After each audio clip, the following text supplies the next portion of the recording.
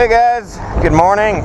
It is 7 a.m., which is about an hour too late. I'm meeting,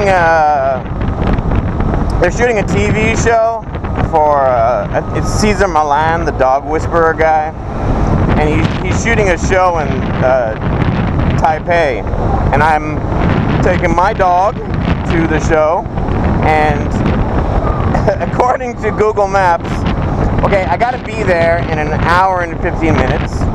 According to Google Maps, it takes over 2 hours to get there. It takes over 2 hours to get there, and I've got an hour and 15 minutes. Oh, and I have a bit of a problem. I got a new visor here. I'm wearing a half helmet, which is just, you know, just a little top lid, and but it has a visor. And then the stupid visor, oh shit, you see, 80 seconds. 80 seconds. 80 seconds. If I stop at every red light like this, and it's like 90 seconds, and I'm going somewhere that's 60 kilometers away, that's like, what, 35 miles away, and I keep stopping at these lights, I'm screwed. So I'm not going to run the red lights on the video, but once the camera goes off. And plus, I get a lot of peer pressure from her. She's like, I don't want to be the last one there. I don't want all the other guys looking at me funny. Right, Xiaomei? That's what you were saying. You're giving me pressure. You're giving me pressure to break the law. Yes. Yes. Yes. What's your tail doing?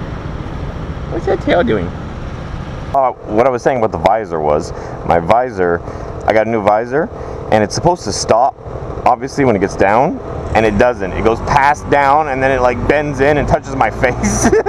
There's like a clip on the top that's supposed to hit something, and then that's supposed to be the maximum you can lower it, because it's a half helmet, but it doesn't, evidently there's a problem with it, so every time I ride quickly, the visor folds in and presses against like my chin and my mouth, and it's not only is it uncomfortable, it's also visually unappealing, because there's some like, when you're looking through the very top centimeter, half an inch of the visor, it's not easy to see through. So it's a visual distraction and a physical one. We're not just meeting in Taipei City, we're meeting kind of east of Taipei City. So I pretty much have to get to Taipei City, the biggest capital city of Taiwan, a gigantic city, you know, and then I pretty much have to cross the entire city and then pop out on the other side of it, and then that's where we're meeting. But, you know, my GPS, what did I say? My GPS said I'd be there at 8:17, but because I've been going so fast, now it says 8:22. We've lost 5 minutes, and we've only been riding for 15 maybe? No, we've been riding for, I don't know. Yeah, I don't know. I'm not sure when I left the house.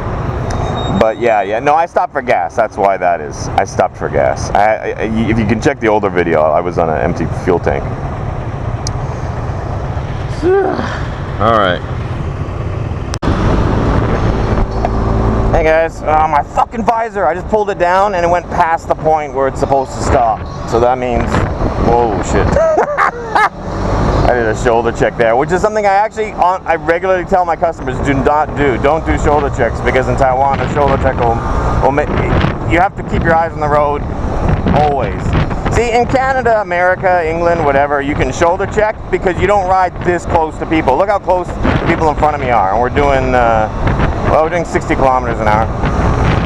You know, in Canada, America, you leave these huge safe distances, safe following distances. That doesn't exist in Taiwan. And then I try to teach my when people come out here to do my tours, I tell them, I'm like, you know, fuck safe following distance. I need you to tailgate. I need everyone to tailgate. Everyone tailgate one another. And they can't do it, because to them it's so dangerous, so foreign. But look at everyone around us. Look how close every motorcycle is riding to every other motorcycle, okay? Look how close everyone is. Now try to imagine me with 7 white guys following me, and all of them trying to leave like a half a block between one another, and then trying to navigate this kind of traffic. It does not work. The only way we can function as a group is if we stay together as a group. We need to be right on each other's asses. The correct distance that you should be riding from someone in this kind of traffic is speaking distance. If I'm riding with this guy in front of me with the yellow and black, then I should always be close enough to him so that I can just like talk and he can hear me. I took the wrong path.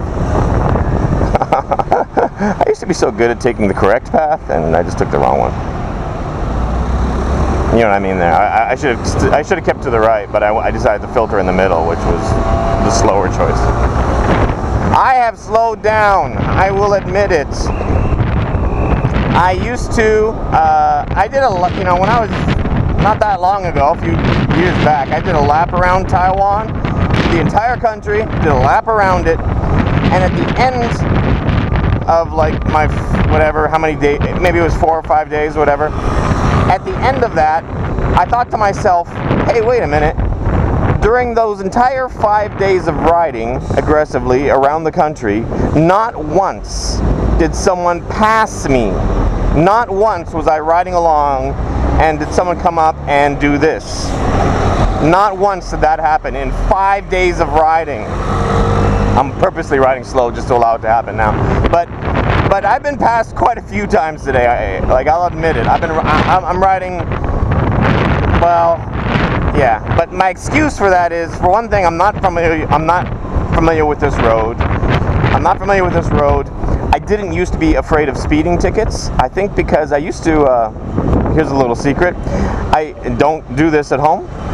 I used to use black electrical tape to change the letters on my license plate, because I used to have an F on my license plate. So I would just take a little strip of black electrical tape and change the F into an E. If you have an F on your license plate, real easy trick to avoid all tickets. And it works so well that even when the cops would pull me over, and it happened a few times, and they'd look at my registration for my motorcycle and look at my license plate, they wouldn't notice. Because they would just see, like, you know, FJW 162, and then they'd look at the thing, or, you know, they'd look at my registration and it would say FJW 162, and then they glance over the license plate, E6, you know, EJW 162, and they're like, yeah, that's because with a quick glance it matched. There was only one tiny little difference, so they wouldn't pick up on it, even when I was stopped by the cops and they were looking at it.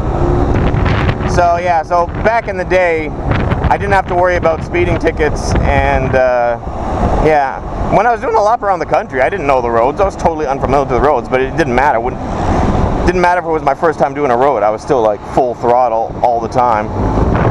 But I'm not anymore. I've definitely slowed down.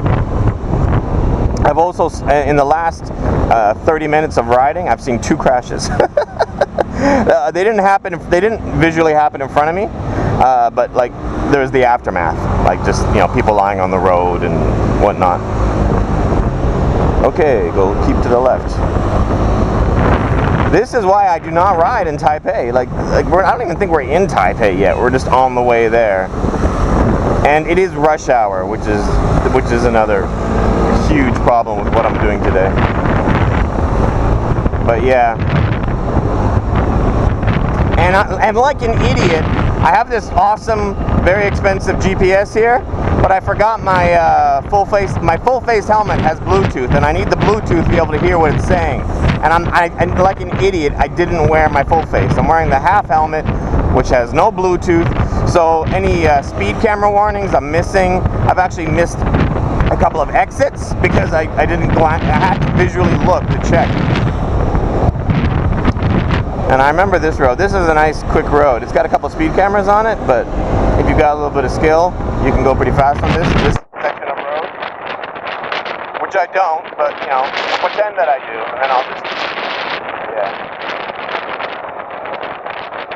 This is, honest to God, this is like so like being on a racetrack, in the sense that I'm coming so close to other vehicles, and I'm going fast, and I'm negotiating corners, and like that, you know, just going between the car and that scooter so close to me.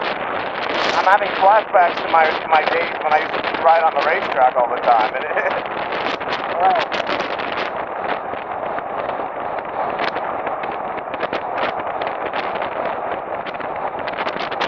remember this bit of road. But yeah, the last time I did this road would have been at least a year or two ago. Oh, another crash.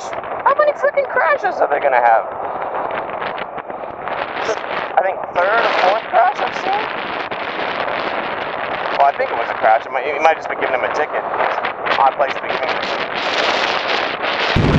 Like, there's no way in Canada or America. I'm purposely slowing down now because there's no way in Canada or America you could like get on your motorcycle and fly around. Like, even if there was like a riding road that everyone likes to ride, where you could ride like in between two other motorcycles that you don't know. Like, two motorcycles are using a lane and you come up in between the two of them, inches from either one, and pass between them. No way, they'd flip out. They would chase you down, they would beat the crap out of you for coming so close to them.